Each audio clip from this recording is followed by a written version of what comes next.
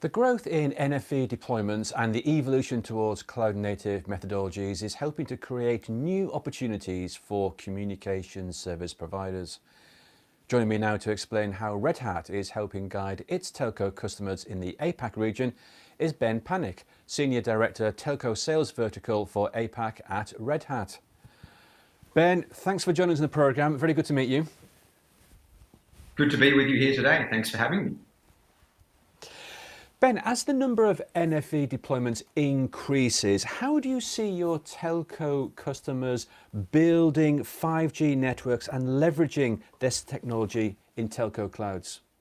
Well, customers have been deploying NFV for a number of years now in different flavors, looking at NFV all the way from the core and through the networks. We've seen deployments in EPC technologies, IMS and others. And over the past few years, we've now seen customers start to debate and think about open horizontal telco clouds. We've seen customers like Rakuten in Japan deploy this model from the initialization of their network. And in India, we've just seen with Vodafone Idea, the adoption of a strategy towards that open horizontal telco cloud. And I think it really lends itself to the next step in deploying 5G and the use cases associated with it.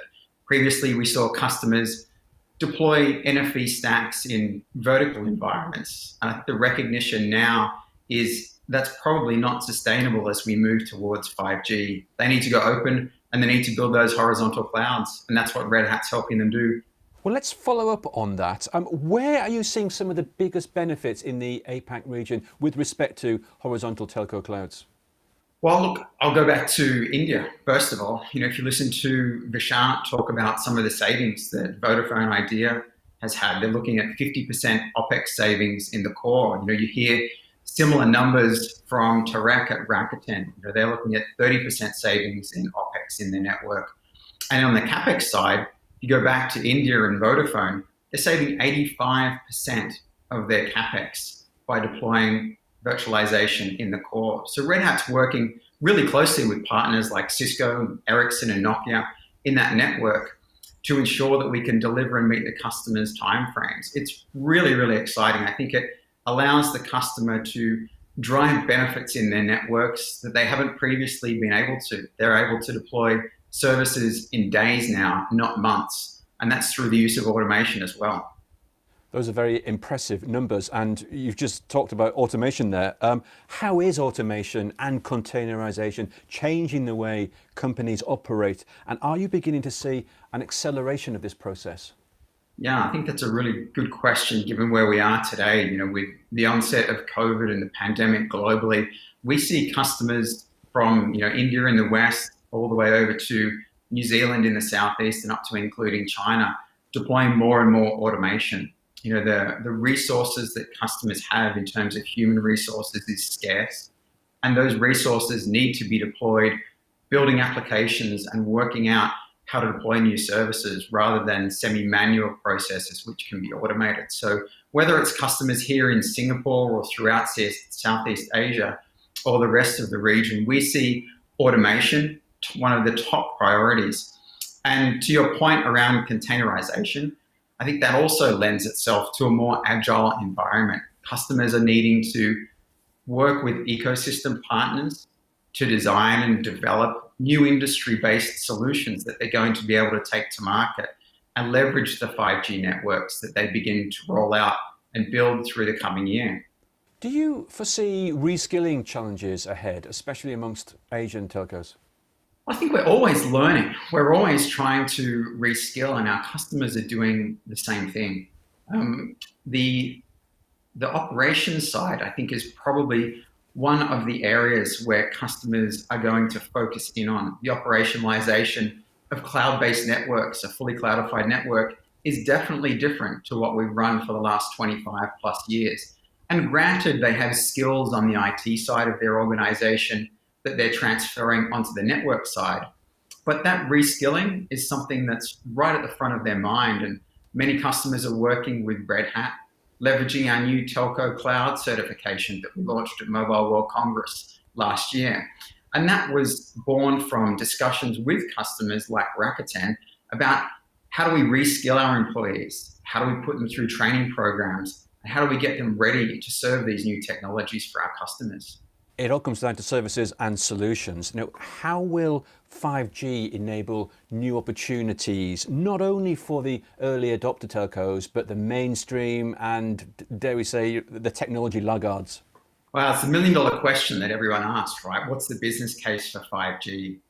I think the critical part to answering this question is ensuring that you have an ability to tap into the innovation and drive that the ecosystem offers. And that's really where the horizontal telco cloud comes into play.